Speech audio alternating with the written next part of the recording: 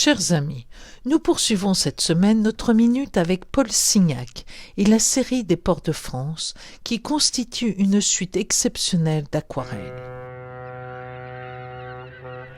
Rappelons la passion de Signac pour les bateaux. Excellent marin, ce yachtsman aguerri, voyageant de la Bretagne à Istanbul en passant par la Méditerranée, fut propriétaire de près de 32 voiliers, dont certains portèrent des noms illustres, tels que l'Olympia, avec lequel il débarqua à Saint-Tropez en 1892, ou Manet, Zola, Wagner, trois artistes révolutionnaires de leur temps. Les deux aquarelles que nous vous présentons font partie de la série des Ports de France, projet auquel Signac songeait déjà en lisant les Mémoires d'un touriste de Stendhal.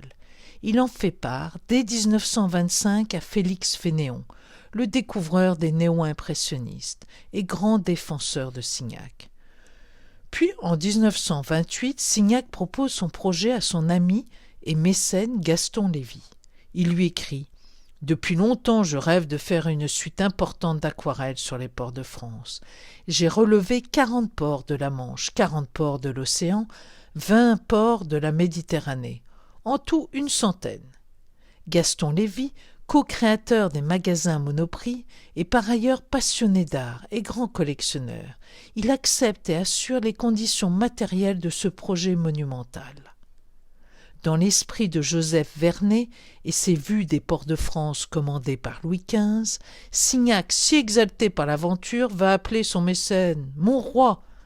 Le voilà parti, de 1929 à 1931, de port en port, incroyable périple accompli en famille. C'est de ce périple que proviennent les deux aquarelles de Bretagne que nous vous présentons, l'une représentant l'eau Malo et l'autre Paimpol. Sur la base d'un léger crayonné, les touches d'aquarelle virevoltent et l'on ressent le plaisir évident de l'artiste.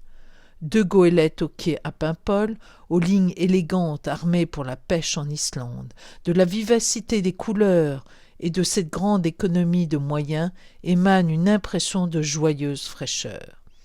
Ce maître de l'aquarelle traduit comme personne l'univers changeant de l'eau, de la lumière, des reflets et du vent.